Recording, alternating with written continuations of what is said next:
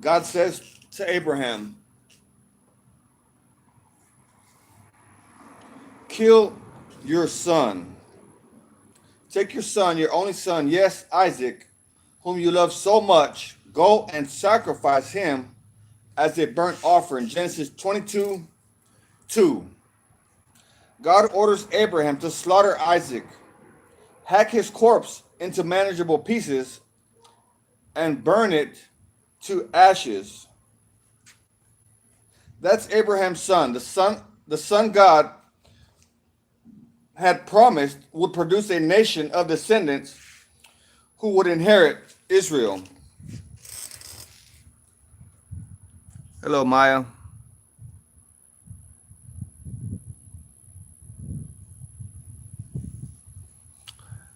Well, religion was created by the enemy.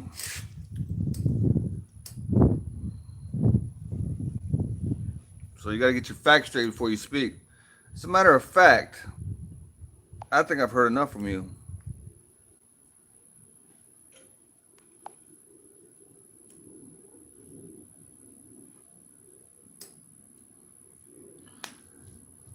How you doing, Maya? God bless you, my sister.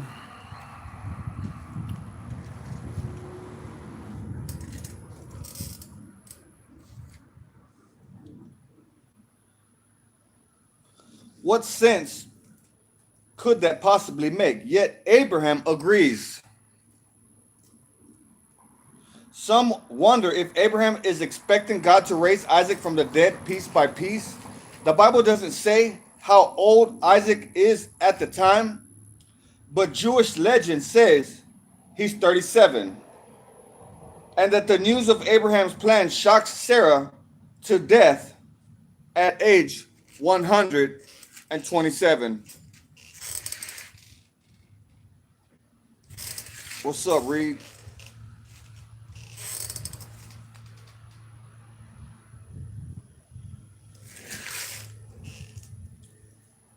Father and son walk about 3 days north to Mount Moriah, the hill where Jews 1,000 years later will build the Jerusalem temple. There, Abraham piles up stones to make a simple altar. He arranges wood on top. Then he ties up his son, lays him on the altar, and picks up a knife to slice his boy's throat for a quick death.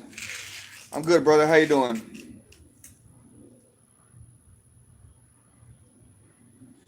Don't lay a hand on the boy, says an angel. You see? That was just a test. It was a test. He really didn't want him to kill his son. He just wanted to see if he would obey. So as you can see through the text, that God was testing Abraham. And that's all it was. It was just a test. So don't lay a hand on the boy, says an angel, who may actually be the Lord himself. Now, I know as if an all-knowing God needed to test Abraham's faith. New Testament writers will later see in this story a foreshadowing of another father-son sacrifice. What Abraham was willing to do, sacrifice his son, God did. Perhaps Abraham's story is to help people understand how much God suffered because of human beings. The Bible teaches this is what happened. And it was God who sent Jesus to die. When the Roman soldier raised his hammer to drive in the nails on that Friday morning, no angel came to stop him, but angels were there at dawn on Sunday. Jacob and Esau, twins at war. Rebekah became pregnant with twins, but the two children struggled with each other in her womb. Genesis chapter 25, 21 through 22. Isaac marries Rebekah, who becomes pregnant with twin sons, Jacob and Esau. They wrestle so much in the uterus that Rebekah asks God, "Why is this happening to me?" The sons in your womb will become two nations. God answers. From the very beginning, the two nations will be rivals.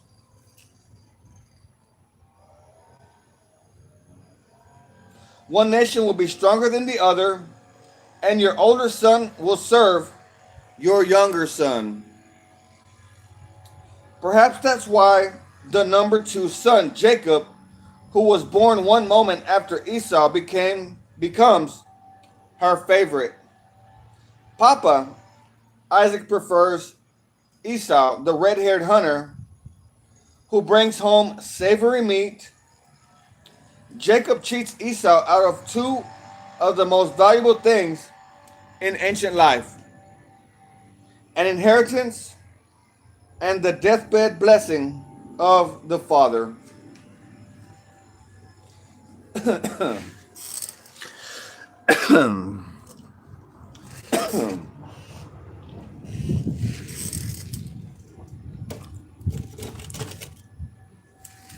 Esau, in what reads like one of the dumbest acts in the Bible, willingly trades his rich inheritance for a bowl of hot soup. As the oldest son, he gets a double share of the family estate. So perhaps what he trades is only his rights as the oldest son, while retaining a single share. In either case, the soup is overpriced, and the story reads like a setup, as though Jacob waited for just the right time. When Esau came home from a hunt exhausted and starving. Later, Isaac intends to give his deathbed blessing to Esau. This blessing will put Esau in charge of the family, and it will call on God to bless Esau with power, prestige, and wealth.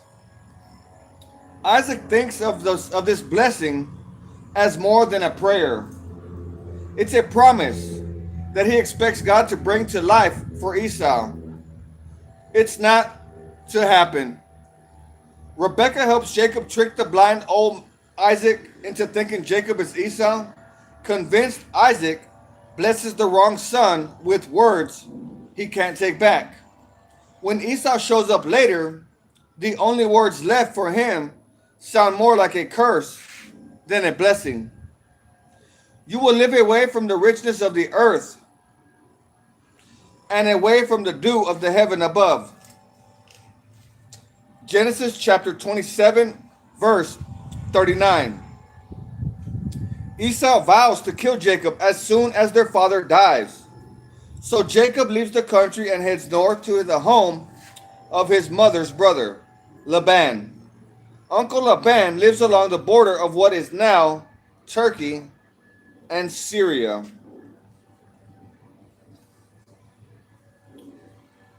Jacob's surprised wife.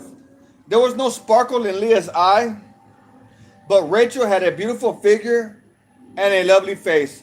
Since Jacob was in love with Rachel and told her father, "I'll work for you for 7 years if you'll give me Rachel, your younger daughter, as my wife." Genesis chapter 29, 17 through 18.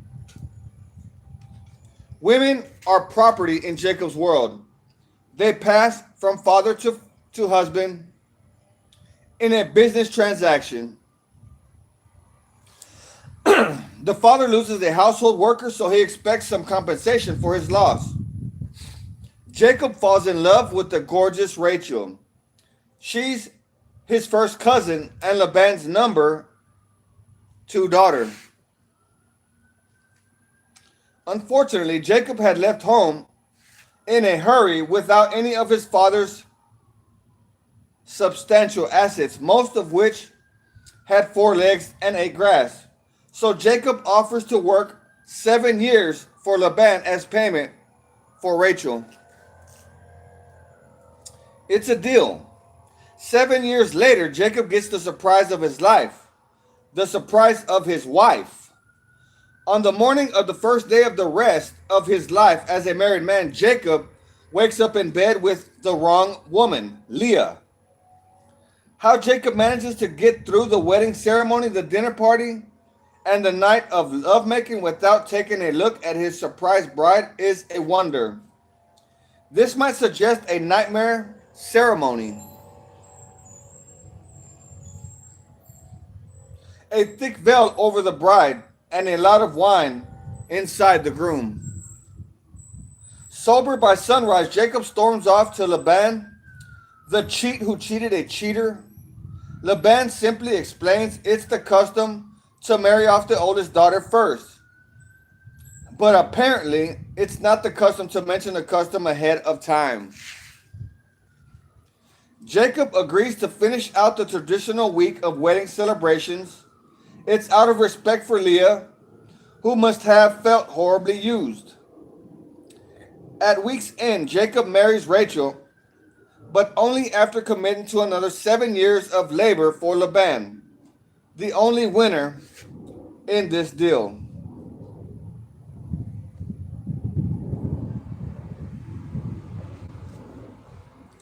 Mrs. Beauty and Mrs. Beast. Jacob worked 7 years for the privilege of marrying Rachel, a beautiful young woman, but Rachel's father pulls a wedding day switcheroo.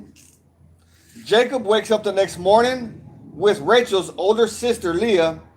She has a weak or glazed over eyes. Those scholars aren't sure what to make of that.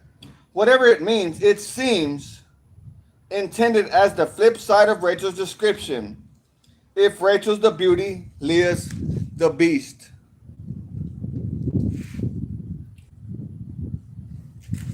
Goodbye, Laban. Hello, Esau. Jacob put his wives and children on camels, and he drove all his livestock in front of him.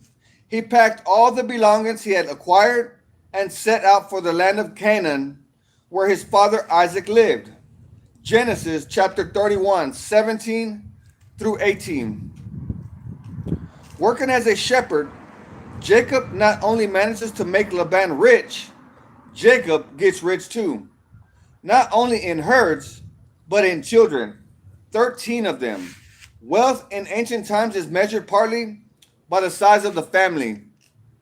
The bigger the family, the more workers you have. And when they grow up, the more security you have in your old age. Jacob ends up with this many children because of his dueling wives. They compete for his affection by trying to give him sons. God takes pity on Leah because Jacob doesn't love her like he does Rachel. So God allows her to have 6 sons and a daughter. Leah also gives Jacob her maid as a surrogate mother who provides 2 more sons. Rachel, infertile for years, offers her maid as well and gets 2 sons. In time, Rachel has 2 sons of her own, Jacob's favorite boys. Joseph first and then Benjamin, who is born on the road trip back to Canaan. With his 14 years served and another 6 used to build his own flocks, Jacob heads for home. But he's terrified of Esau. The night before crossing into Canaan, he sends his family ahead, intending to spend some time alone. A mysterious man arrives. Somehow Jacob seems to recognize this man as a being with the power to influence the future. Jacob grabs hold of the man, whom many Bible experts say is either an angel or God in human form. Jacob says, "I will not let you go unless you bless me." Genesis chapter 32, verse 26.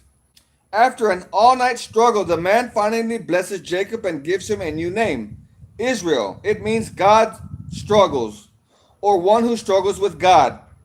Centuries later, Jacob's descendants will take this name for their nation. With Esau ahead, Jacob sends wave after wave of gifts for his brother. Hundreds of prime livestock delivered by a corps of herders. The herders return with news that Esau is coming with an army of 400 men. Jacob arranges his family in a column, putting his beloved Rachel and young Joseph at the very back. Benjamin isn't born yet. Jacob walks ahead of his entire family and bows to his brother. Esau ran to meet him and embraced him, threw his arms around his neck, and kissed him, and they both wept. Genesis chapter 33, verse 4. Jacob settles in Canaan, where he had grown up. Esau moves into what is now the Jordan, and the land takes his nickname Edom, which means red.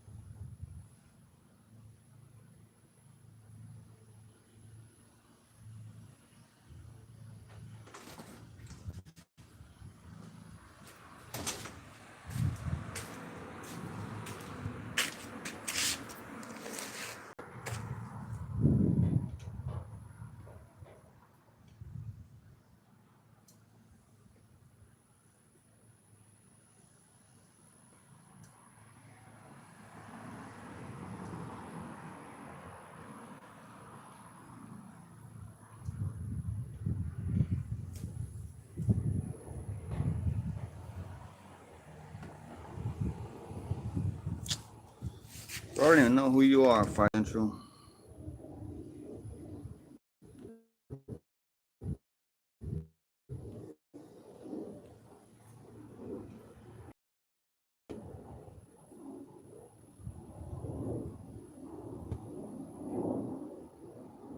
Tell you what,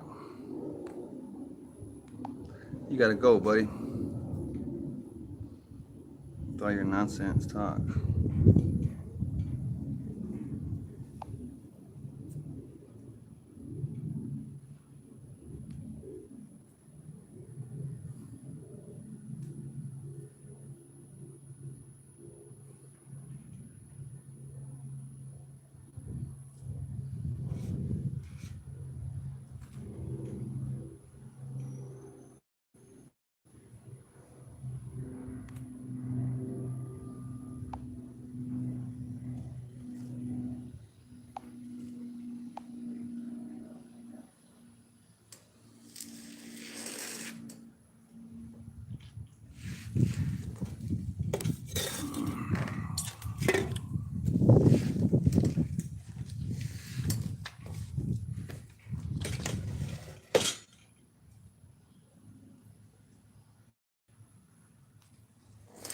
It's not even windy over here.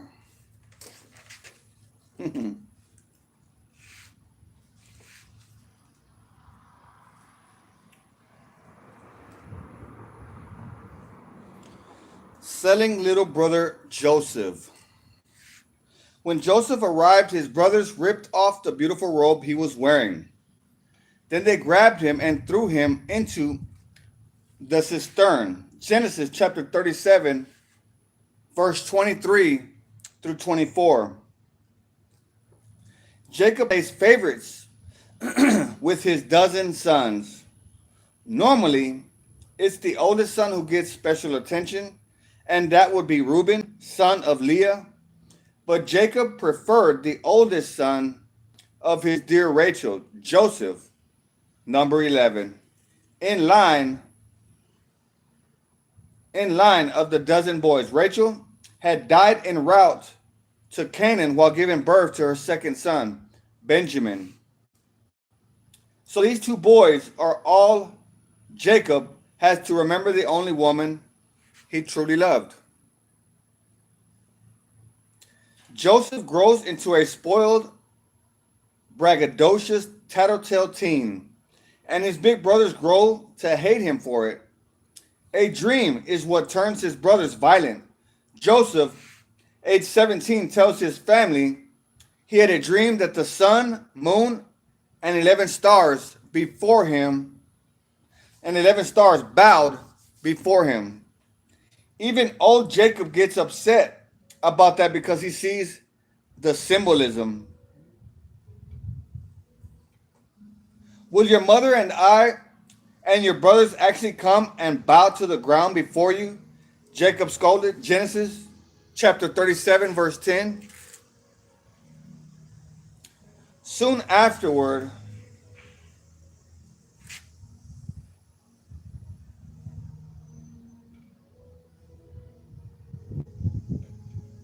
perhaps within a few weeks, Jacob's 10 oldest sons are out grazing the sheep about 60 miles north of the Hebron home. That's about a hard 3-day walk. Jacob sends Joseph to check on them. So Joseph puts on the beautiful robe his father had given him, and he heads out. Here comes the dreamer, one of his brothers says. They rip off Joseph's robe and throw him into a dry cistern, which is a deep pit that's built to store water. While they argue over whether or not to kill him, a trader's caravan stops. The caravan is headed to Egypt, and one of the merchants agrees to Joseph and sell him in Egypt as a slave. Selling price, 8 ounces of silver. On today's market, that's about $80 when silver sells for $10 an ounce. With Joseph gone, the brothers smear his torn robe in goat's blood. Then they take it from a slave to a ruler. No, I'm sorry. Then they take it home and tell their father they found it, convincing old Jacob that a wild animal ate his son.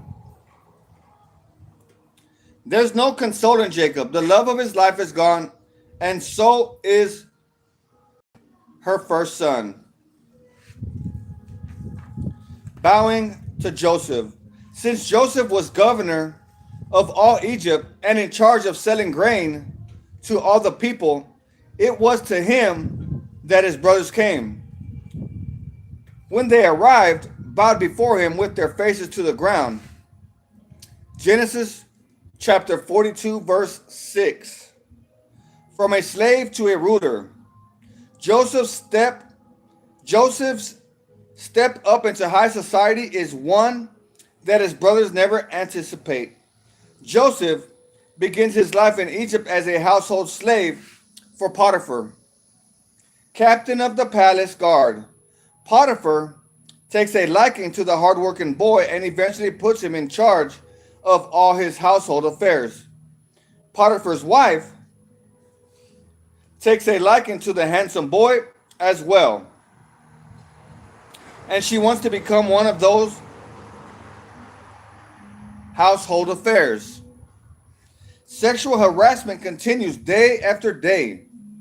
It finally ends when Potiphar's wife grabs Joseph's cloak one day and says, "Come and sleep with me." Genesis chapter 39, verse 7. Joseph sprints away, leaving her holding the cloak. Furious, she screams rape. This acts like a trumpet call that rallies all the servants in range of her blast. Potiphar apparently doubts her story about a good-looking, well-built teenager who wants her body. Law allows the slave owner to instantly execute a violent slave. Instead, Potiphar just sends Joseph to prison. That's a good thing for Joseph. There he interprets dreams for two of the king's recently jailed servants, correctly predicting what will happen to the men. The baker is executed. The wine server gets his job back. 2 years later, the king has some troubling dreams, and the wine server tells him about Joseph. In one dream, 7 starving cows eat 7 fat cows, and in another, 7 withered heads of grain gobble up 7 plump grain heads.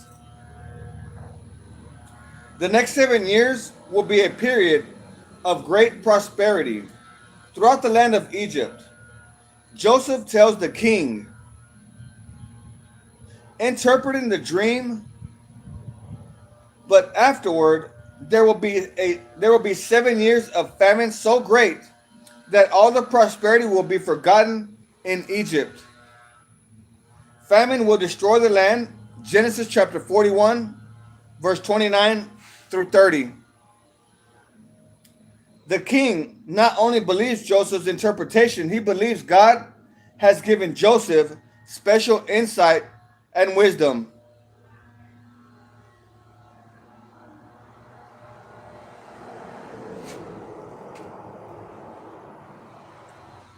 So he puts Joseph in charge of managing the grain reserves to get the nation through the coming famine. Drought spreads at least as far north as modern-day Israel. Their elderly Jacob hears about the grain reserves in Egypt, so he sends his 10 oldest sons to buy some. He keeps with him Benjamin, which is all he has left to remind him of Rachel. The men bow before their brother, who's about 20 years older than when they saw him. So it's been 20 years that have passed since Joseph was sold into slavery by his brothers. 20 years have passed. Now his brothers, they're all in a great famine, and Joseph is in charge of all this grain. The king puts him in charge. It's 20 years later, and now they come to him not recognizing him, and they are to they bow before him, not knowing that that's their brother. So He puts Joseph in charge of managing the grain reserves to get the nation through the coming famine. Drought spreads at least as far north as modern day Israel. There, elderly Jacob hears about the grain reserves in Egypt, so he sends his 10 oldest sons to buy some. He keeps with him Benjamin, which is all he has left to remind him of Rachel. The men bow before their brother, who's about 20 years older than when they saw him last. They don't recognize him, but he recognizes them. And he hatches a scheme to see if they regret what they did to him. You are spies, he tells them. And he orders them to bring their younger brother Benjamin before him to prove they're not lying about who they are. In the meantime, Joseph holds one of his brothers hostage. It's Simeon, the second oldest. Perhaps Joseph skips Reuben, the oldest, because it was Reuben who talked the others out of killing Joseph on the day slave traders bought him. With Joseph listening, the brothers admit they're getting what they deserve. Clearly, we are being punished because of what we did to Joseph long ago. They say, we saw his anguish when he pleaded for his life, but we wouldn't listen.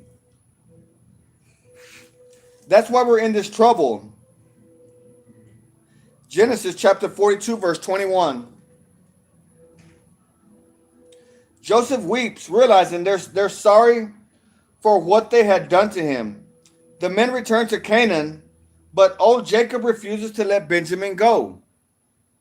He holds out as long as he can until the family needs more grain. Then he reluctantly sends all his sons to Egypt, Benjamin included. Joseph's family reunion. Hurry back to my father and tell him, this is what your son Joseph says. God has made me master over all the land of Egypt. So come down to me immediately. You can live in the region of Goshen, where you can be near me with all your children and grandchildren, your flocks and herds, and everything you own. Genesis chapter 45, verse 9 through 10. With his brothers again at his mercy, Joseph concocts one more test. He loads them up with grain. Then he has a servant stuff one of his silver cups into Benjamin's sack. Later, Joseph arrests Benjamin for stealing. Joseph wants to see if the older brothers will abandon their little brother just as they had once done to him. But the brothers plead for Benjamin. Judah confesses what they had done to Benjamin's brother and how it broke their father's heart. It was Judah who talked his brothers into selling Joseph to the slave traders. But now it's Judah who offers to take Benjamin's place and stay in Egypt as a slave. Joseph can't hold back the surge of emotion any longer. I am Joseph, he cries. Is my father still alive? Stunned, silent, the older brothers expect retaliation. Instead, they get forgiveness. Don't be upset and don't be angry with yourselves for sending me to this place. Joseph assures them, it was God who sent me here ahead of you to preserve your lives. Genesis chapter 45, verse 5. With the king's blessing, Joseph invites his entire extended family to move down to the lush Goshen grasslands of northern Egypt to weather out the remaining 5 years of the famine. Jacob, ecstatic at his discovering his son is still alive, happily agrees. And the descendants of Abraham, Isaac, and Jacob, all 70 of them, move to Egypt. Exodus. Slaves follow Moses out of Egypt. A 7-year drought blisters Canaan, a region today known as Israel. So Jacob packs up his extended family, all 70 souls, and moves to Egypt. There's plenty of water along the Nile River, and Egypt's king has invited the family down since Jacob's son Joseph is one of the king's favorite officials. 430 years later, Jacob's descendants are still there. Somewhere along the way, a new king has turned them into a slave race. They build cities. God sends Moses to free them. But Egypt's king, identified only by his title, Pharaoh, insists on keeping his slave labor.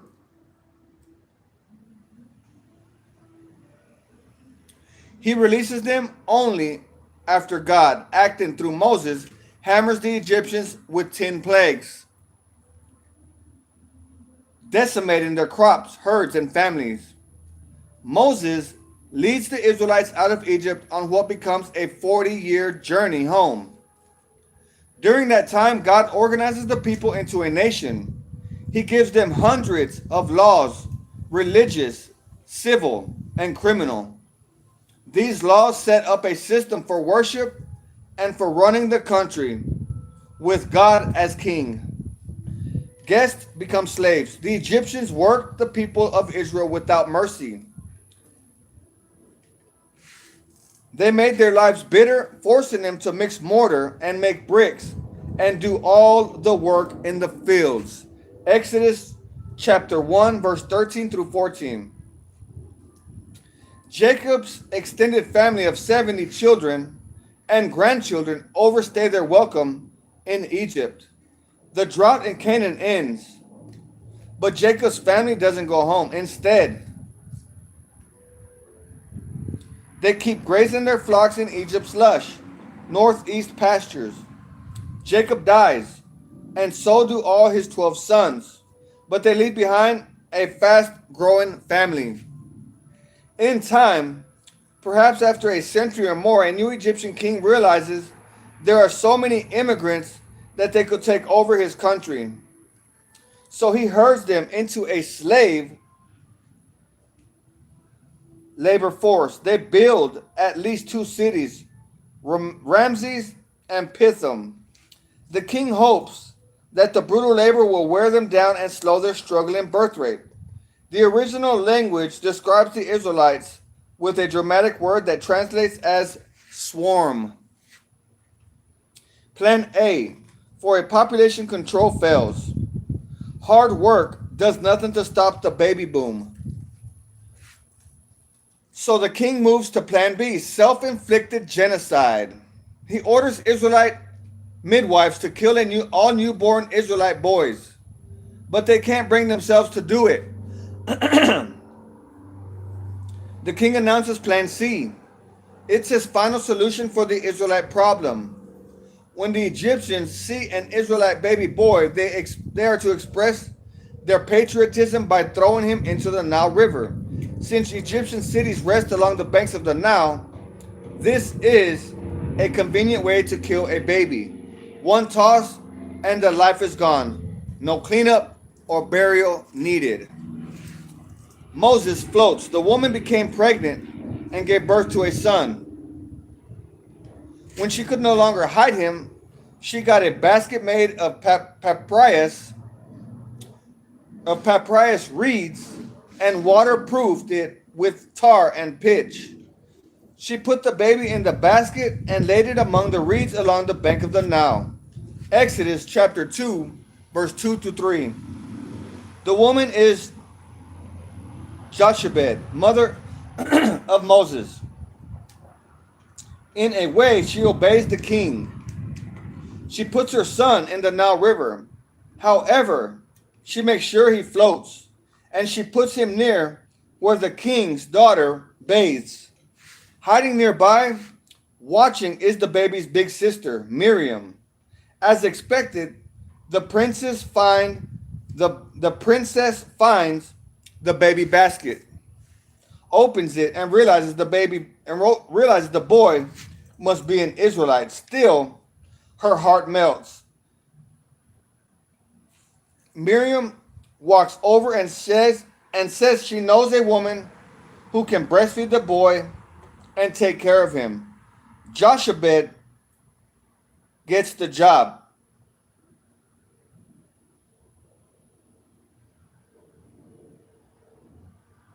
which that's his mother. That's crazy. It's his mother who gives the son up, puts him in a basket, and then she puts him in the Nile River where he floats, and the princess finds him, and she says that she knows a woman who can breastfeed him, which is his mother, his actual mother, and so she gives him back to the mother. That is amazing. Hallelujah. She actually gets paid to be a mother to her own son. The princess adopts the boy and names him Moses, probably for two reasons. She drew him out of the water, and Moses sounds like a Hebrew word meaning draw out. Also, in Egyptian, the name simply means boy. It's a name often used in various forms among Egyptian royalty. Ahmose 1 and 2, along with Thutmose 1 through 4. Thutmose I, ruling from 1524 through 1518 BC, may have been the Israelite hating king on the throne when Moses was born. If so, it's a tad funny that the Israelite hating king ends up with an adopted Israelite grandson named after him. As an adult, Moses becomes emotionally attached to his people. When he sees an Egyptian beating a slave, Moses kills the Egyptian slave driver and then buries the corpse under the sand. But when Moses finds out that some Israelites saw the murder, he flees the country because he believes the king will order him executed. Moses travels east in the same direction he will later lead his people. He settles east of the Sinai Peninsula along what is now the border of Jordan and Saudi Arabia. There he meets a shepherd, marries one of the man's daughters, has a son, and works as a shepherd until he's 80 years old. God in the bushes. The angel of the Lord appeared to him in a blazing fire from the middle of a bush. Exodus chapter 3, verse 2. Elderly Moses is grazing his father-in-law's sheep in a field near Mount Sinai. A bush erupts in fire but doesn't burn up. Some folks say this might have been a natural phenomenon involving Fraxinella, commonly called the gas plant. Native to the Middle East, this plant emits gas vapor that can ignite under a scorching sun and burn without destroying the plant. That's what it is. But even if the fire is natural, the talking bush isn't. There we go. It's a miracle. Take off your sandals, for you are standing on holy ground. The voice comes from inside the fire. It's either an angel or God himself, since the divine being is later described as the Lord. In either case, the message comes from God. You will lead my people, the Israelites, out of Egypt. Moses isn't so sure. He makes 3 excuses for not going back to Egypt. Excuse number 1, who am I to appear before Pharaoh? Excuse number 2, God promises to give Moses miracle working power that will convince everyone, Israelites and Egyptians alike, that God has sent him. Excuse number 3, I'm clumsy with words. God answers with a question. Who makes mouths? Reluctantly, Moses heads for Egypt, accompanied by his wife and son. This is probably their book's most famous line, where it says, "Let my people go." Exodus chapter 5, verse 1. It's the message God told Moses and his older brother Aaron to deliver to Pharaoh. The king is underwhelmed. Who is the Lord that I should listen to him? The king asks. That's a good question. Egyptians consider their king a god, the son of Ra, who is the powerful sun god in this desert land. The king certainly knows of many gods since Egyptians worship a packed gallery of them, but he has apparently heard little or nothing about the Israelite God. Even if he has, what's to impress him about a God who allows his worshippers to languish in slavery for generations? A God like that would seem wimpy. Pharaoh decides to teach Moses and the Israelites who's boss. He orders the Israelites to start gathering their own straw while making just as many bricks as before.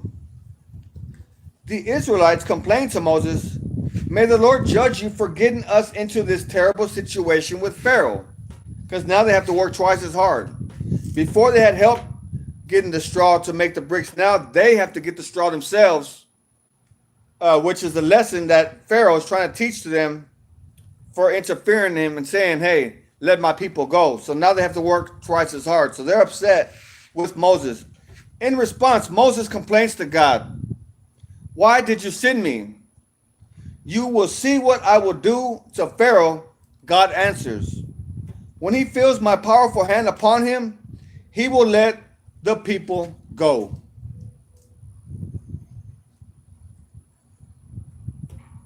The Egyptians suffered through 10 catastrophic plagues before their stubborn king agrees to free the Israelites.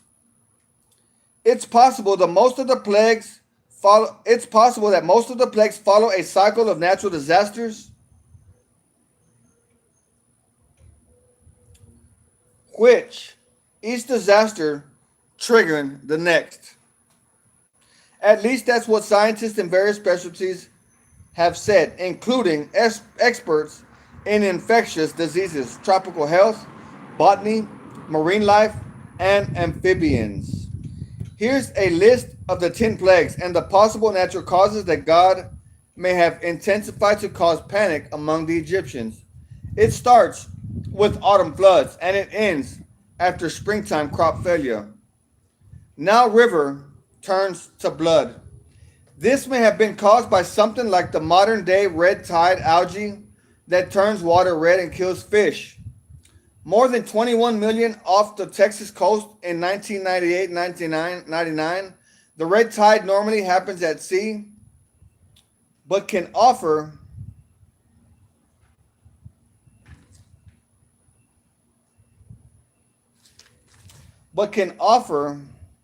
hold on.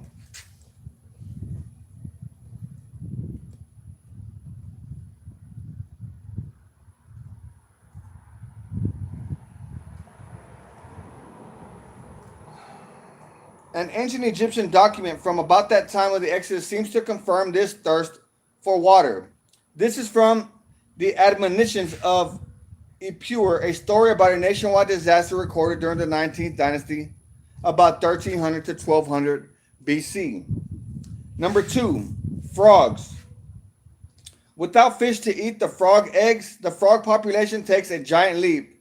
Frogs flee the toxic river and infest the Egyptian communities, most of which are built along the fertile river banks. Eventually, the frogs die, perhaps from river toxin.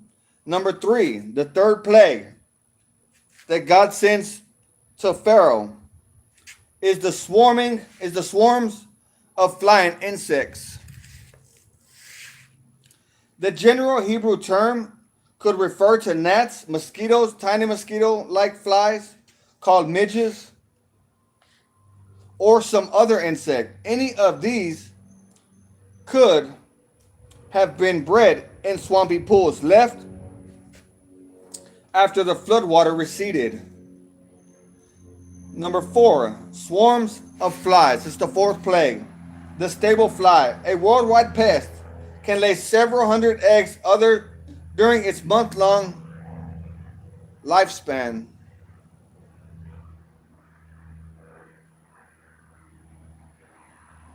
The fly usually lays its eggs in manure, wet straw, or some other decaying substance, such as dead frogs. This quarter-inch fly that looks like a a housefly has a flesh-piercing bite, feeds on blood, and can transmit many diseases. Health specialists are looking into the possibility that they might have even been able to transmit AIDS. Diseased livestock, the fifth plague, diseased livestock. Anthrax has been suggested as a possibility, one of the oldest known diseases. It is often transmitted to animals through contaminated drinking water. Other possible diseases carried by insects, such as midges or mosquitoes, include viruses called African horse sickness. 70 to 95% fatal in horses, and blue tongue virus, which can be deadly to sheep and cattle. Number 6, boils. The stable fly can carry various diseases that produce blisters or boils. Again, anthrax is a possible culprit, often transmitted to animals through contaminated drinking water. It moves up the food chain when the infected animals are eaten, and it produces burning, pus-filled blisters. Glanders is another bacterial infection that can be carried by the stable fly and produce boils. Both anthrax and glanders can be fatal. Number 7, the seventh plague that God sends to Pharaoh is hail. Still common in Egypt today, hail can devastate crops. Number 8, locusts. The eighth plague that God sends to Pharaoh is locusts. This destroys even more crops. Swarms still threaten the region but are monitored carefully and are usually controlled with widespread spraying of pesticides. Millions descend on northern Africa, Egypt included, in 2004. Number 9, 3 days of darkness. That's the ninth plague that God sends to Pharaoh. In the spring, a hot wind that Egyptians called Kamsin, Arabic for 50 days, can blast in from the Sahara Desert. It's possible anytime from March through May, filling the air with sand. This wind sometimes blocks the sun for days. And number 10, the last plague, death, the last plague that God sends to Pharaoh, death of firstborn. There may have been nothing natural about this since it selectively took the lives of the firstborn Egyptian sons and their firstborn male animals. And that's all I'm going to read for today out of this book. I'm not done yet. Still got more reading to do. Give me a minute while I get my Bible.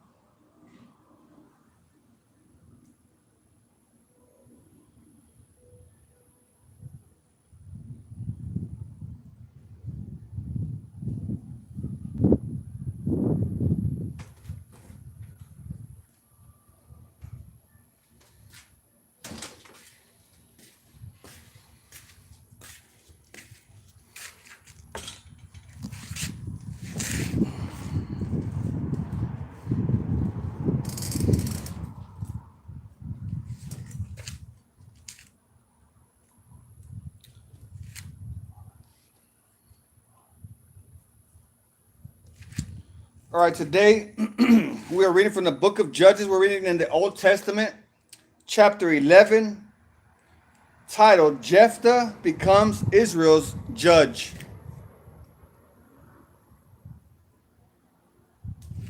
Now Jephthah of Gilead was a great warrior. He was the son of Gilead, but his mother, hold on.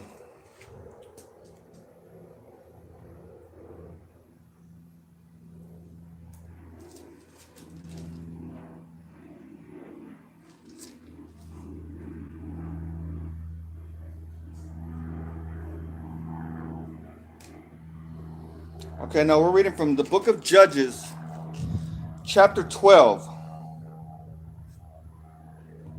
verse 1, titled Ephraim Fights with Jephthah.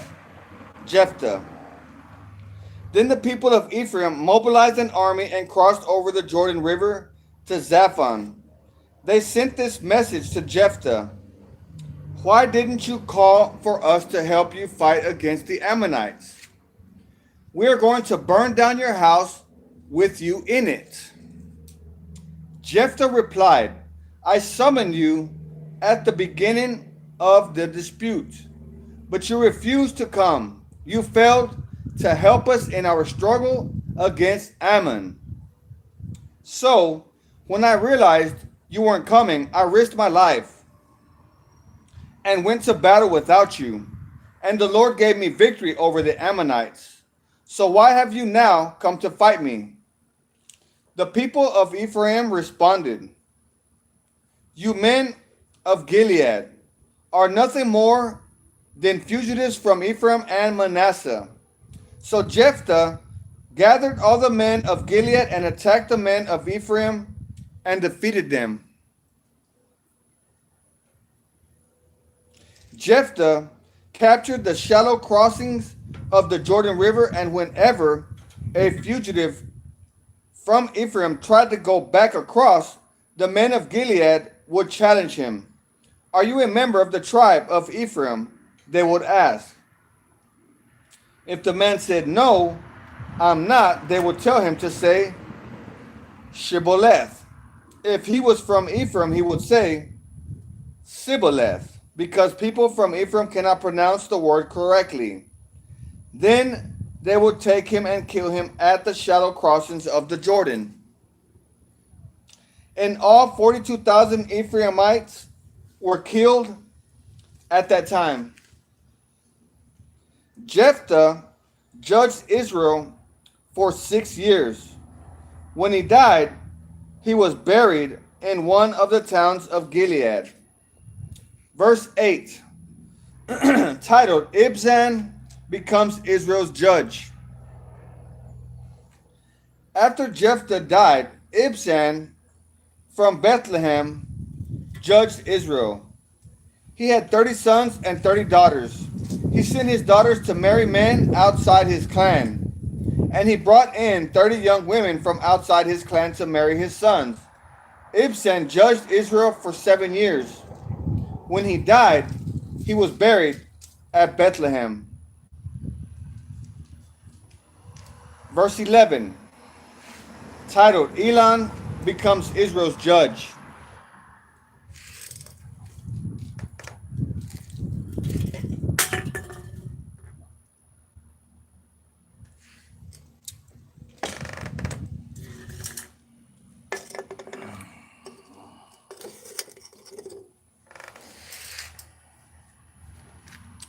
After Ibzan died, Elon from the tribe of Zebulun judged Israel for 10 years. When he died, he was buried at Aijalon in Zebulun. Verse 13, titled Abdon Becomes Israel's Judge. After Elon died, Abdon, son of Hillel from Pirathon, judged Israel. He had 40 sons and 30 grandsons who rode on 70 donkeys. He judged Israel for 8 years. When he died, he was buried at Pirathon in Ephraim, in the hill country of the Amalekites. Chapter 13. The birth of Samson. Again, the Israelites did evil in the Lord's sight, so the Lord handed them over to the Philistines, who oppressed them for 40 years. In those days, a man named Manoah from the tribe of Dan lived in the town of Zorah. His wife was unable to become pregnant, and they had no children. The angel of the Lord appeared to Manoah's wife and said, "Even though you have been unable to have children, you will soon become pregnant and give birth to a son. So be careful. You must not drink wine or any other alcoholic drink, nor eat any forbidden food. You will become pregnant and give birth to a son, and his hair must never be cut, for he will be dedicated to God as a Nazirite from birth. He will begin to rescue Israel from the Philistines." The woman ran and told her husband, "A man of God appeared to me. He looked like one of God's angels, terrifying to see.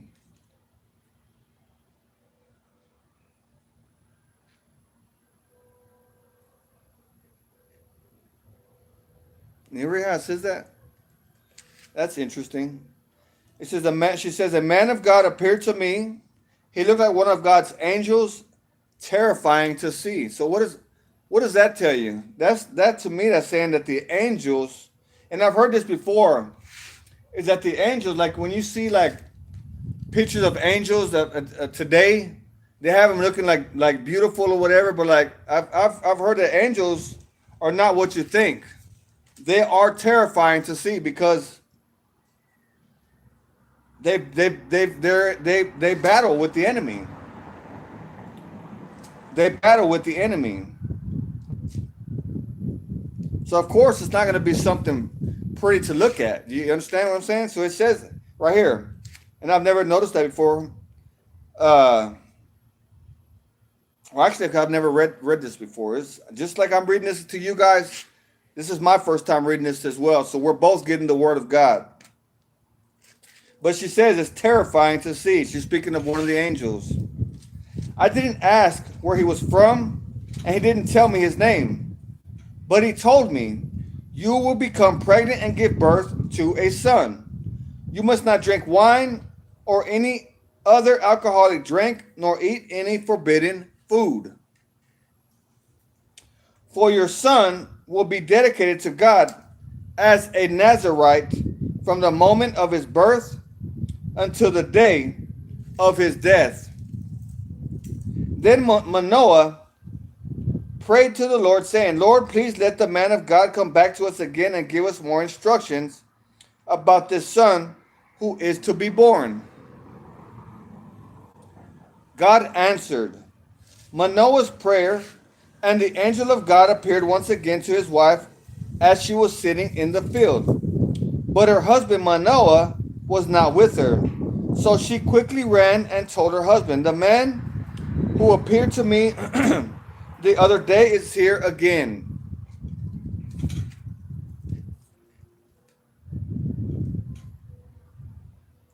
Manoah ran back with his wife and asked, 'Are you the man who spoke to my wife the other day?' 'Yes,' he replied, 'I am.' So Manoah asked him, 'When your words come true, what kind of rules should govern the boy's life and work?' The angel of the Lord replied, 'Be sure your wife follows the instructions I gave her.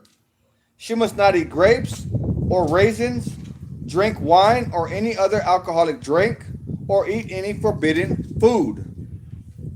Then Manoah said to the angel of the Lord, 'Please stay here until we can prepare a young goat for you to eat.'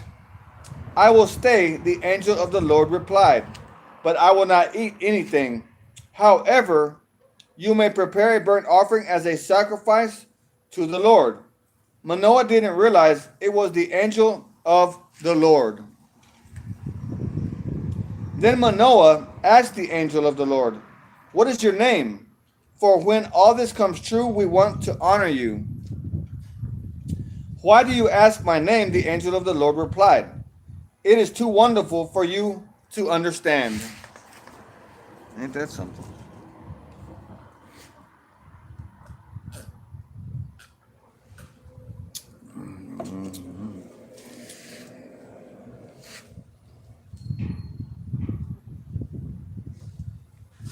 Then Manoah took a young goat and a grain offering and offered it on a rock as sacrifice to the Lord. And as Manoah and his wife watched, the Lord did an amazing thing. As the flames from the altar shot up toward the sky, the angel of the Lord ascended in the fire. When Manoah and his wife saw this, they fell with their faces to the ground. The angel did not appear again to Manoah and his wife. Manoah finally realized it was the angel of the Lord, and he said to his wife, "We will certainly die, for we have seen God." But his wife said, "If the Lord were going to kill us, he wouldn't have accepted our burnt offering and grain offering. He wouldn't have appeared to us and told us this wonderful thing and done these miracles." When her son was born, she named him Samson, and the Lord blessed him as he grew up, and the Spirit of the Lord began to stir him while he lived in Mahaneh Dan, which is located between the towns of Zorah and Eshtaol. Chapter 14, Samson's Riddle. If you'd like to follow along, we're reading from the Old Testament, the book of Judges, chapter 14, verse 1. If not, you can just listen along. It's not a problem.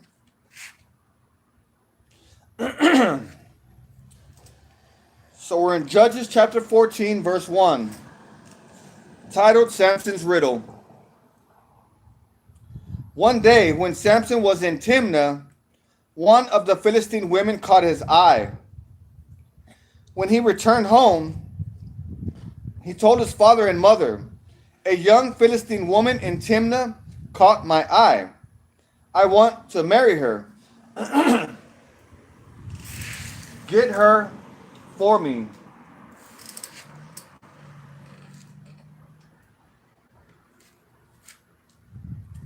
Get her for me. Verse 3. His father and mother objected. "Isn't there even one woman in our tribe or among all the Israelites you could marry?" They asked. "Why must you go to the pagan Philistines to find a wife?" But Samson told his father, "Get her for me. She looks good to me." His father and mother didn't realize the Lord was at work in this, creating an opportunity to work against the Philistines who ruled over Israel at that time. Verse 5. As Samson and his parents were going down to Timnah, a young lion suddenly attacked Samson near the vineyards of Timnah. At that moment, the Spirit of the Lord came powerfully upon him, and he ripped the lion's jaws apart with his bare hands. He did it as easily as if it were a young goat. But he didn't tell his father or mother about it. When Samson arrived in Timnah, he talked with the woman and was very pleased with her. Later, when he returned to Timnah for the wedding, he turned off the path to look at the carcass of the lion, and he found that a swarm of bees had made some honey in the carcass. He scooped some of the honey into his hands and ate it along the way.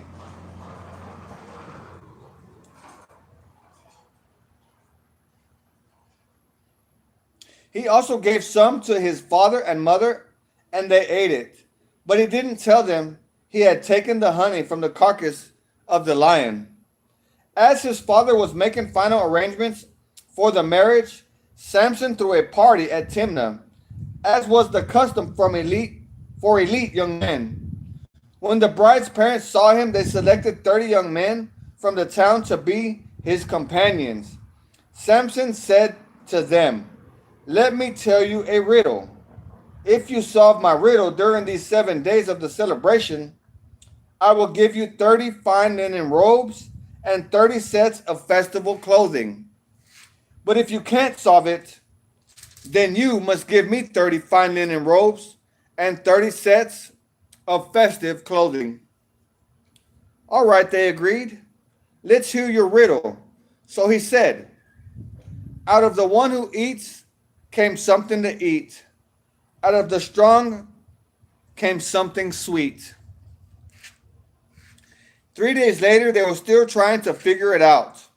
On the fourth day, they said to Samson's wife, entice your husband to explain the riddle for us, or we will burn down your father's house with you in it.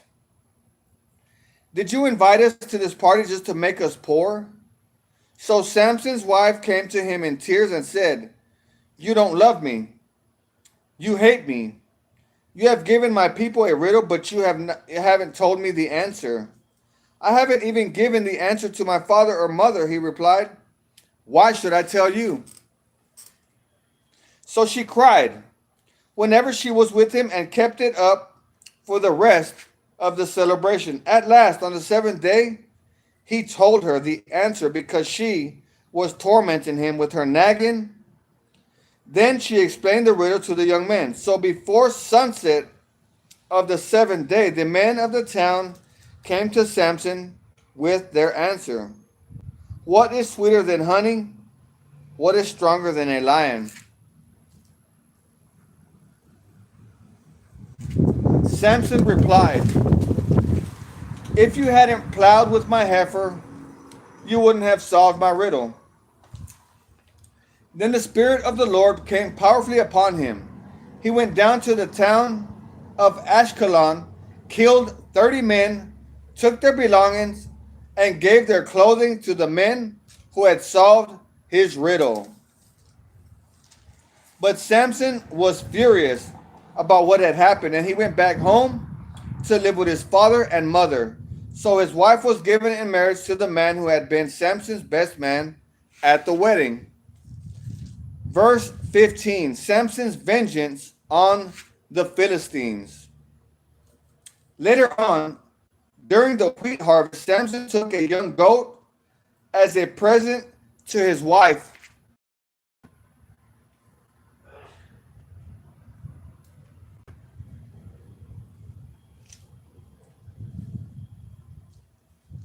He said, I'm going into my wife's room to sleep with her, but her father wouldn't let him in. I truly thought you must hate her.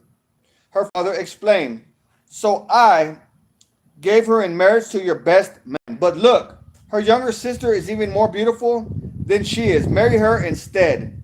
Samson said, this time I cannot be blamed for everything I am going to do to you, Philistines.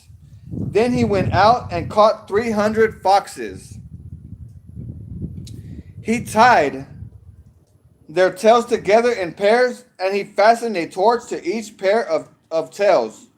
Then he lit the torches and let the foxes run through the grain fields of the Philistines.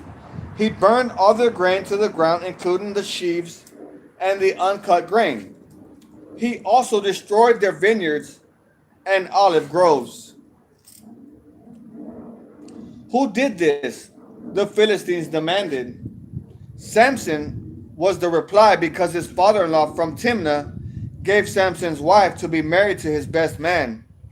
So the Philistines went and got the woman and her father and burned them to death. Because you did this, Samson vowed, I won't rest until I take my revenge on you. So he attacked the Philistines with great fury and killed many of them. Then he went to live in a cave in the rock of Etam.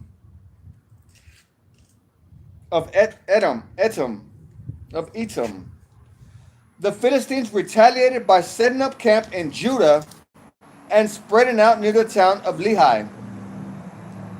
The men of Judah asked the Philistines, why are you attacking us? The Philistines replied, we've come to capture Samson. We've come to pay him back for what he did to us. So 3,000 men of Judah went down to get Samson at the cave in the rock of Edom. They said to Samson,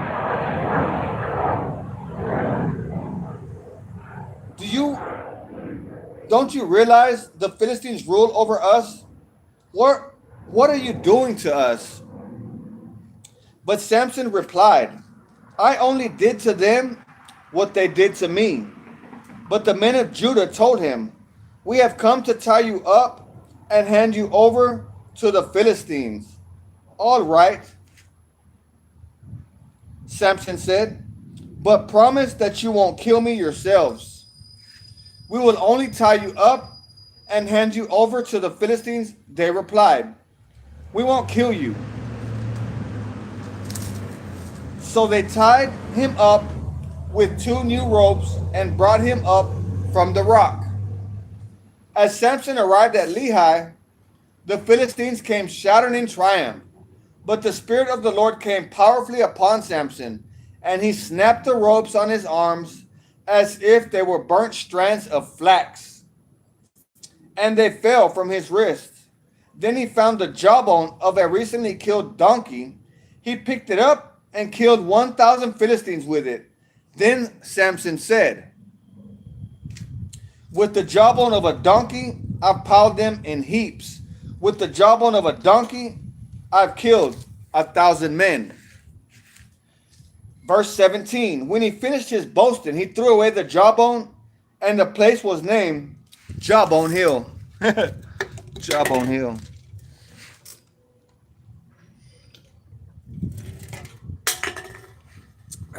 So good. Verse 18. If you guys would like to follow along, I'm reading from the book of Judges, from the Bible, from the Holy Bible, the book of Judges, chapter 15, verse 18. If not, you can just listen along as I read.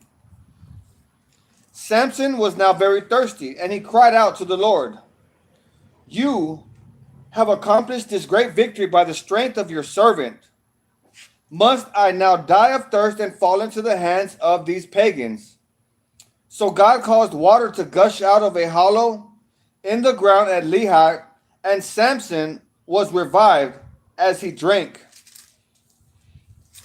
Then he named that place the spring of the one who cried out, and it is still in Lehi to this day. Samson judged Israel for 20 years during the period when the Philistines dominated the land. Chapter 16, titled Samson Carries Away Gaza's Gates. One day, Samson went to the Philistine towns of Gaza and spent the night with a prostitute. Word soon spread that Samson was there, so the men of Gaza gathered together and waited all night at the town gates. They kept quiet. Whoa.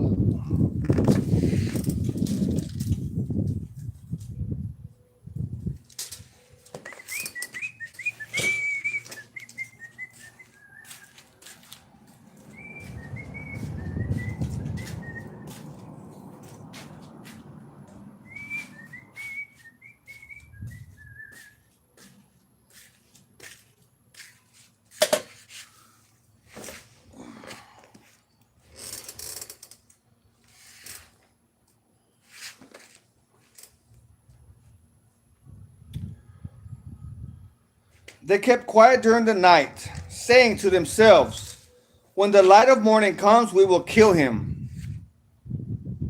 But Samson stayed in bed only until midnight. Then he got up, took hold of the doors of the town gate, including the 2 posts, and lifted them up, bar and all. He put them on his shoulders and carried them all the way to the top of the hill across from Hebron. Verse 4, titled Samson and Delilah. Sometime later, Samson fell in love with a woman named Delilah, who lived in the valley of Sorek. The rulers of the Philistines went to her and said, "Entice Samson to tell you what makes him so strong and how he can be overpowered and tied up securely.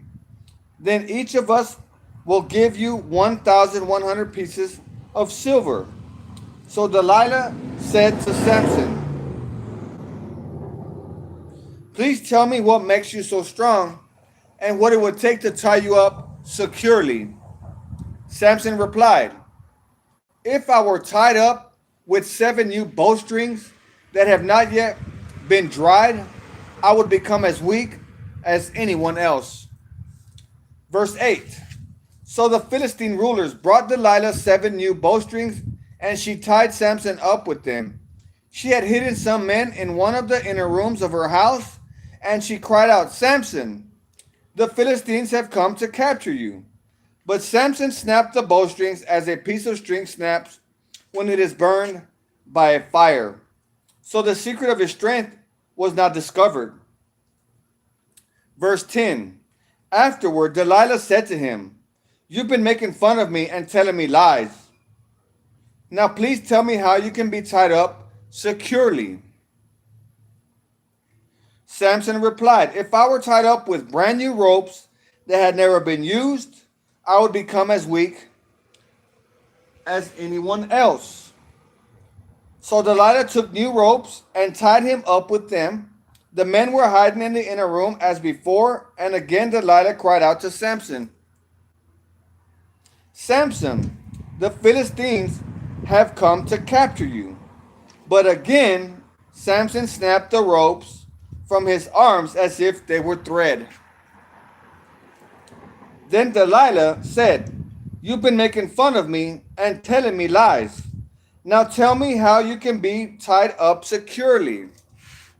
Samson replied, "If you were to weave the 7 braids of my hair into the fabric on your loom and tighten it with the loom shuttle, I would become as weak as anyone else."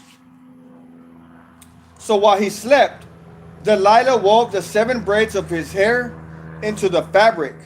Then she tightened it with the loom shuttle. Again, she cried out, "Samson, the Philistines have come to capture you." But Samson woke up, pulled back the loom shuttle, and yanked his hair away from the loom and the fabric. Then Delilah pouted, "How can you tell me I love you when you don't share your secrets with me? You've made fun of me 3 times now, and you still haven't told me what makes you so strong." She tormented him with her nagging day after day until he was sick to death of it. Finally, Samson shared his secret with her. "My hair has never been cut," he confessed, "for I was dedicated to God as a Nazirite from birth. If my head were shaved, my strength would leave me, and I would become as weak as anyone else." Delilah realized he had finally told her the truth. Oh, Samson, you shouldn't have done that. So she sent for the Philistine rulers. "Come back one more time," she said, "for he has finally told me his secret." So the Philistine rulers returned with the money in their hands. Delilah lulled Samson to sleep with his head in her lap, and then she called in a man to shave off the 7 locks of his hair. In this way, she began to bring him down, and his strength left him. Then she cried out, "Samson, the Philistines have come to capture you." When he woke up, he thought, "I would do as before and shake myself free." But he didn't realize the Lord had left him. So the Philistines captured him and gouged out his eyes. They took him to Gaza, where he was bound with bronze chains and forced to grind grain in the prison. But before long, his hair began to grow back. Verse 23, titled Samson's Final Victory. The Philistine rulers held a great festival, offering sacrifices and praising their god, Dagon. They said, "Our God has given us victory over our enemy Samson." When the people saw him, they praised their God, saying, "Our God has delivered our enemy to us. The one who killed so many of us is now in our power." Half drunk by now, the people demanded, "Bring out Samson so he can amuse us." So he was brought from the prison to amuse them, and they had him stand between the pillars supporting the roof. Samson said to the young servant who was leading him by hand, "Place my hands against the pillars that hold up the temple. I want to rest against them." Now the temple was completely filled with people. All the Philistine rulers were there, and there were about 3,000 men and women on the roof who were watching as Samson amused them. Verse 28, then Samson prayed to the Lord, "Sovereign Lord, remember me again. Oh God, please strengthen me just one more time. With one blow, let me pay back the Philistines for the loss of my 2 eyes." It's about to get good. Then Samson put his hands on the 2 center pillars that held up the temple. Pushing against them with both hands, he prayed, "Let me die with the Philistines." And the temple crashed down on the Philistine rulers and all the people. So he killed more people when he died than he had during his entire lifetime. Later, his brothers and other relatives went down to get his body. They took him back home and buried him between Zorah and Eshtaol, where his father Manoah was buried. Samson had judged Israel for 20 years. Verse 17, titled Micah's Idols. There was a man named Micah who lived in the hill country of Ephraim. One day, he said to his mother, "I heard you place a curse on the person who stole 1,100 pieces of silver from you." "Well, I have the money. I was the one who took it. The Lord bless you for admitting it," his mother replied.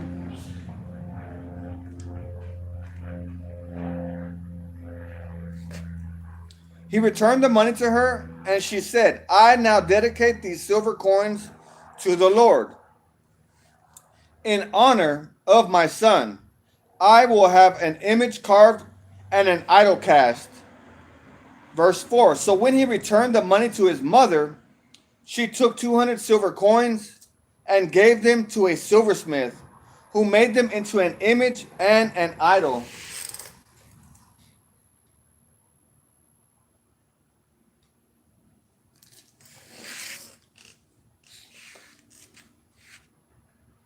And these were placed in Micah's house. Micah set up a shrine for the idol, and he made a sacred ephod and some household idols. Then he installed one of his sons as his personal priest. In those days, Israel had no king. All the people did whatever seemed right in their own eyes. One day, a young Levite who had been living in Bethlehem in Judah arrived in that area. He had left Bethlehem in search of another place to live. And as he traveled, he came to the hill country of Ephraim. He happened to stop at Micah's house as he was traveling through. "Where are you from?" Micah asked him. He replied, "I am a Levite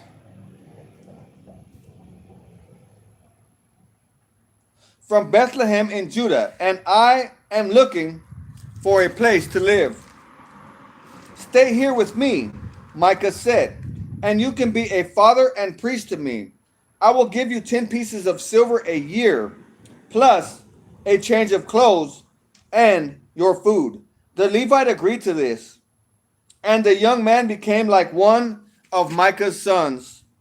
So Micah installed the Levite as his personal priest, and he lived in Micah's house. I know the Lord will bless me now, Micah said, because I have a Levite servant as my priest.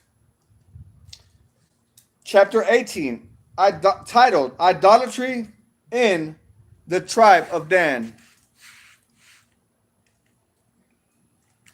Now in those days, Israel had no king, and the tribe of Dan was trying to find a place where they could settle, for they had not yet moved into the land assigned to them when the land was divided among the tribes of Israel. So the men of Dan chose from their clans 5 capable warriors from the towns of Zorah and Eshtaol to scout out a land for them to settle in. When these warriors arrived in the hill country of Ephraim, they came to Micah's house and spent the night there. While at Micah's house, they recognized the young Levite's accent. So they went over and asked him, "Who brought you here? And what are you doing in this place? Why are you here?" He told them about his agreement with Micah and that he had been hired as Michael's personal priest.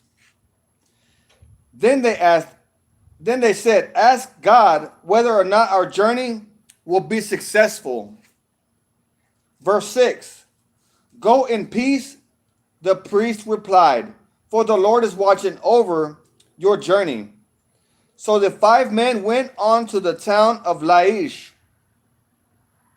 where they noticed the people living carefree lives. Like the Sidonians, they were peaceful and secure. The people were also wealthy because their land was very fertile, and they lived a great distance from Sidon and had no allies nearby. Verse 8, when the men returned to Zorah and Eshtaol, their relatives asked them, "What did you find?" The men replied, "Come on, let's attack them. We have seen the land, and it is very good. What are you waiting for? Don't hesitate to go and take possession of it. When you get there, you will find the people living carefree lives. God has given us a spacious and fertile land, lacking in nothing." Verse 11, so 600 men from the tribe of Dan, armed with weapons of war, set out for Zorah and Eshtaol. They camped at a place west of Kiriath Jearim in Judah, which is called Mahana Dan. To this day, which is called Mahana Dan to this day. Verse 13. Then they went on from there into the hill country of Ephraim and came to the house of Micah. The 5 men who had scouted out the land around Laish explained to the others, "These buildings contain a sacred ephod, as well as some household idols, a carved image, and a cast idol. What do you think you should do?" Verse 15. Then the 5 men turned off the road and went over to Micah's house, where the young Levite lived, and greeted him kindly.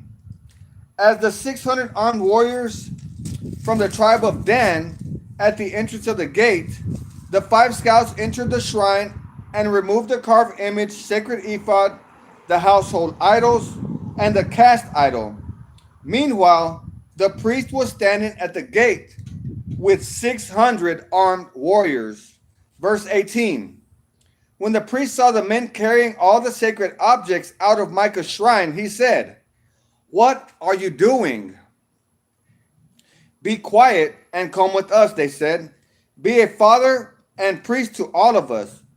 Isn't it better to be a priest for an entire tribe and clan of Israel than for the household of just one man?"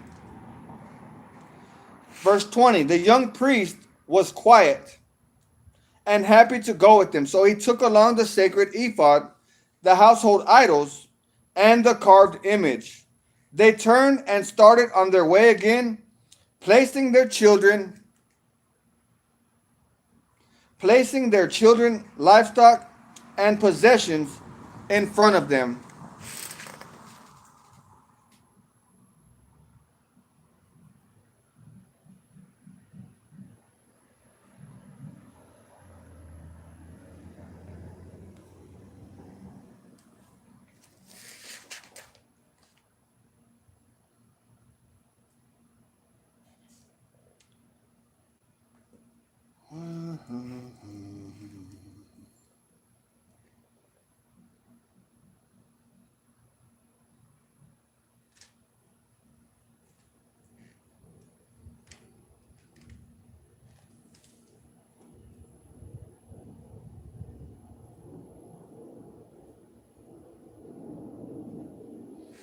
Verse 22, when the people from the tribe of Dan were quite a distance from Micah's house, the people who lived near Micah came chasing after them. They were shouting as they caught up with them. The men of Dan turned around and said to Micah, "What's the matter? Why have you called these men together and chased after us like this?" Verse 24, "What do you mean? What's the matter?" Micah replied. "You've taken away all the gods I have made and my priest, and I have nothing left." The men of Dan said, "Watch what you say. There are some short-tempered men around here who might get angry and kill you and your family." So the men of Dan continued on their way. When Micah saw that there were too many of them for him to attack, he turned around and went home. Verse 27. Then, with Micah's idols and his priests, the men of Dan came to the town of Laish, whose people were peaceful and secure. They attacked with swords and burned the town to the ground. There was no one to rescue the people, for they lived a great distance from Sidon and had no allies nearby. This happened in the valley near Beth Rehob.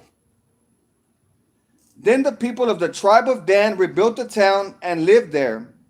They renamed the town Dan after their ancestor, Israel's son, but it had originally been called Laish. Verse 30. Then they set up the carved image, and they appointed Jonathan, son of Gershom, son of Moses, as their priest. This family continued as priests for the tribe of Dan until the exile. So Micah's carved image was worshipped by the tribe of Dan as long as the tabernacle of God remained at Shiloh. Chapter 19, titled The Levite and His Concubine. Now in those days Israel had no king. There was a man from the tribe of Levi living in a remote area of the hill country of Ephraim. One day, he brought home a woman from Bethlehem in Judah to be his concubine, but she became angry with him and returned to her father's home in Bethlehem. After about 4 months, her husband set out for Bethlehem to speak personally to her and persuade her to come back. He took with him a servant and a pair of donkeys. When he arrived at her father's house, her father saw him and welcomed him. Her father urged him to stay a while, so he stayed 3 days, eating, drinking, and sleeping there. On the 4th day, the man was up early, ready to leave. But the woman's father said to his sons-in-law, "Have something to eat before you go." So the two men sat down together and had something to eat and drink. Then the woman's father said, "Please stay another night and enjoy yourself." The man got up to leave, but his father-in-law kept urging him to stay. So he finally gave in and stayed the night. Verse 8, on the morning of the 5th day, he was up early again, ready to leave. And again, the woman's father said, "Have something to eat, then you can leave later this afternoon." So they had another day of feasting. Later, as the man and his concubine and servant were preparing to leave, his father-in-law said, "Look, it's almost evening. Stay the night and enjoy yourself. Tomorrow you can get up early and be on your way." Verse 10, but this time the man was determined to leave. So he took his 2 saddled donkeys and his concubine and headed in the direction of Jebus, that is Jerusalem. It was late in the day when they neared Jebus, and the man's servant said to him, "Let's stop at this Jebusite town and spend the night there." "No," his master said, "we can't stay in this foreign town where there are no Israelites. Instead, we will go to Gibeah. Come on. Let's try to get as far as Gibeah or Ramah, and we'll spend the night in one of those towns." So they went on. The sun was setting as they came to Gibeah, a town in the land of Benjamin. So they stopped there to spend the night. They rested in the town square, but no one took them in for the night. Verse 16, that evening, an old man came home from his work in the fields. He was from the hill country of Ephraim, but he was living in Gibeah, where the people were from the tribe of Benjamin. When he saw the travelers sitting in the town square, he asked them where they were from and where they were going. "We have been in Bethlehem in Judah," the man replied. "We are on our way to a remote area in the hill country of Ephraim, which is my home. I traveled to Bethlehem and now I'm returning home. But no one has taken us in for the night. Even though we have everything we need, we have straw and feed for our donkeys and plenty of bread and wine for ourselves." "You are welcome to stay with me," the old man said. "I will give you anything you might need. But whatever you do, don't spend the night in the square." So he took them home with him and fed the donkeys. After they washed their feet, they ate and drank together. While they were enjoying themselves, a crowd of troublemakers from the town surrounded the house. They began beating at the door and shouting to the old man, "Bring out the man who is staying with you so we can have sex with him." The old man stepped outside to talk to them. "No, my brothers, don't do such an evil thing, for this man is a guest in my house, and such a thing would be shameful. Here, take my virgin daughter and this man's concubine. I will bring them out to you, and you can abuse them and do whatever you like. But don't do such a shameful thing to this man." But they wouldn't listen. to him. So the Levite took hold of his concubine and pushed her out the door. The men of the town abused her all night, taking turns raping her until morning. Finally, at dawn, they let her go. At daybreak, the woman returned to the house where her husband was staying. She collapsed at the door of the house and lay there until it was light. When her husband opened the door to leave, there lay his concubine with her hands on the threshold. He said, "Get up, let's go." But there was no answer, so he put her body on his donkey and took her home. Verse 29. When he got home, he took a knife and cut his concubine's body into 12 pieces. Throughout all the territory of Israel, everyone who saw it said such a horrible crime has not been committed in all the time since Israel left Egypt. Think about it. What are we going to do? Who's going to speak up? Chapter 20.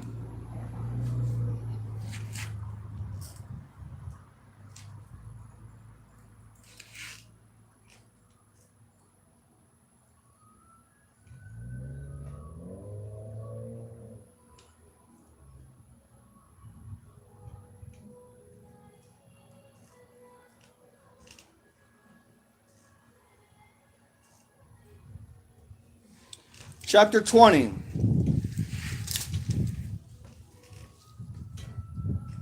Titled Israel's War with Benjamin. Then all the Israelites were united as one man, from Dan in the north to Beersheba in the south, including those from across the Jordan in the land of Gilead. The entire community assembled in the presence of the Lord at Mizpah, the leaders of all the people and all the tribes of Israel. 400,000 warriors armed with swords took their positions in the assembly of the people of God. Word soon reached the land of Benjamin that the other tribes had gone up to Mizpah. The Israelites then asked how this terrible crime had happened.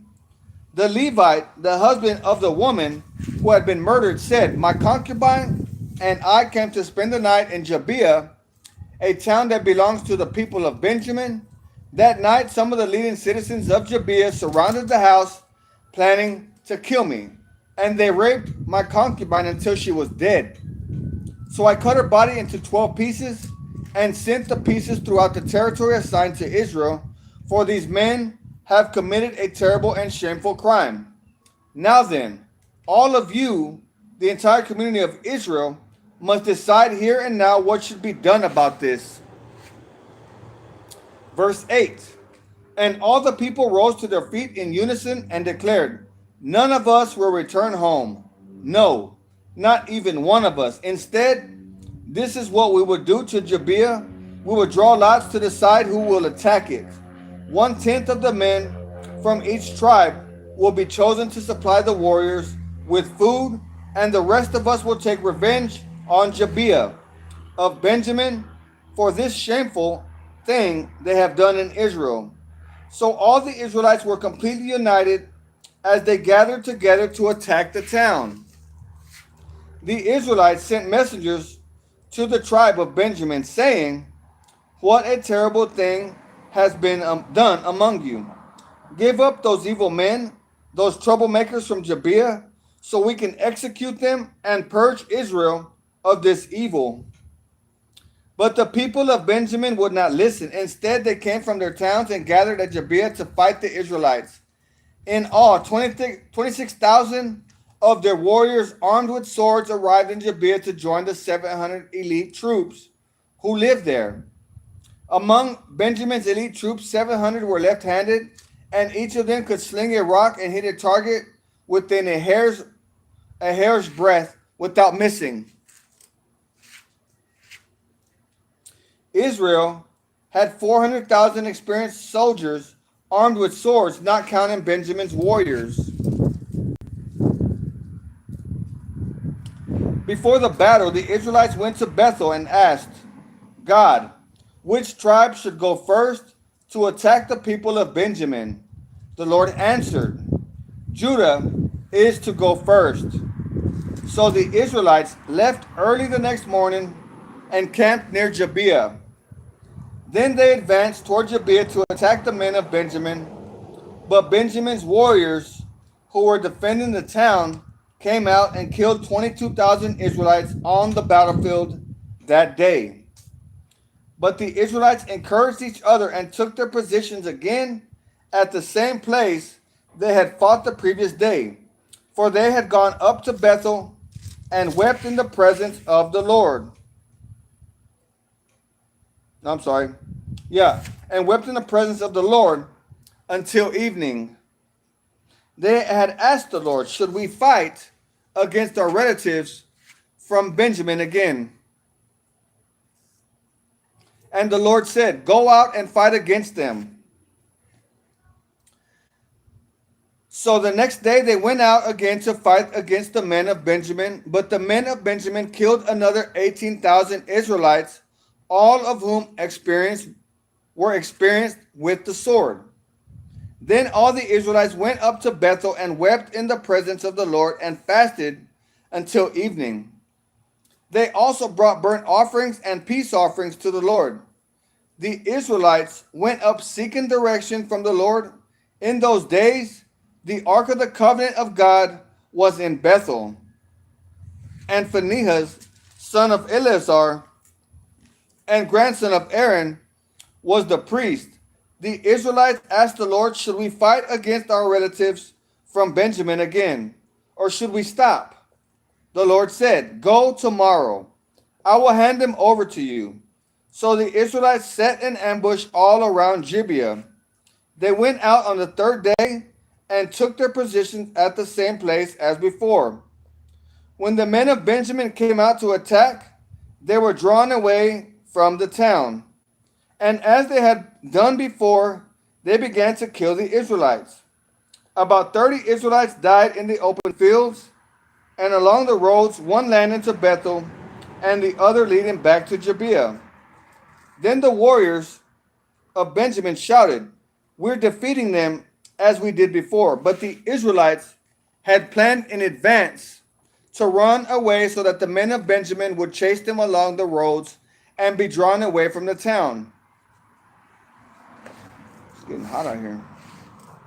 When the main group of the Israelite warriors reached Balaamir,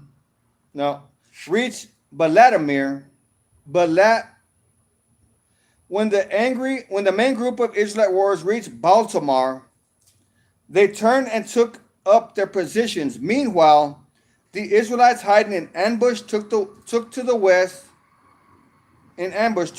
of Gibeah, jumped up to fight.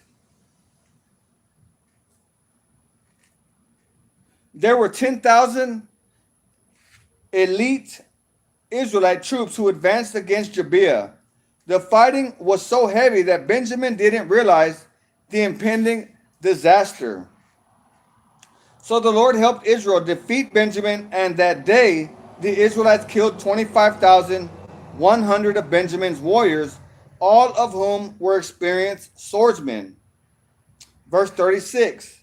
Then the men of Benjamin saw that they were beaten. The Israelites had retreated from Benjamin's warriors in order to give those hiding in ambush more room to maneuver against Gibeah. Then those who were hiding rushed in from all sides and killed everyone in the town. They had arranged to send up a large cloud of smoke from the town as a signal. When the Israelites saw the smoke, they turned and attacked Benjamin's warriors. By that time, Benjamin's warriors had killed about 30 Israelites, and they shouted, we're defeating them as we did in the first battle. Verse 40. But when the warriors of Benjamin looked behind them and saw the smoke rising into the sky from every part of the town, the men of Israel had turned and attacked. At this point, the men of Benjamin became terrified, because they realized disaster was close at hand. So they turned around and fled before the Israelites toward the wilderness. But they couldn't escape the battle, and the people who came out of the nearby towns were also killed. The Israelites surrounded the men of Benjamin and chased them relentlessly, finally overtaking them east of Gibeah. That day, 18,000 of Benjamin's strongest warriors died in battle. The survivors fled into the wilderness toward the rock of Ramon, but Israel killed 5,000 of them along the road. They continued the chase until they had killed another 2,000 near Gidom. So that day, the tribe of Benjamin lost 25,000 strong warriors armed with swords, leaving only 600 men who escaped to the rock of Ramon, where they lived for 4 months. Come on, dude. And the Israelites returned and slaughtered every living thing in all the towns, the people, the livestock, and everything they found. They also burned down all the towns they came to. And I'm going to go ahead and stop right there today. It is super hot out here. I appreciate you guys joining me for the reading, for today's reading. I'll see you tomorrow. God bless you all, and I will see you at the top.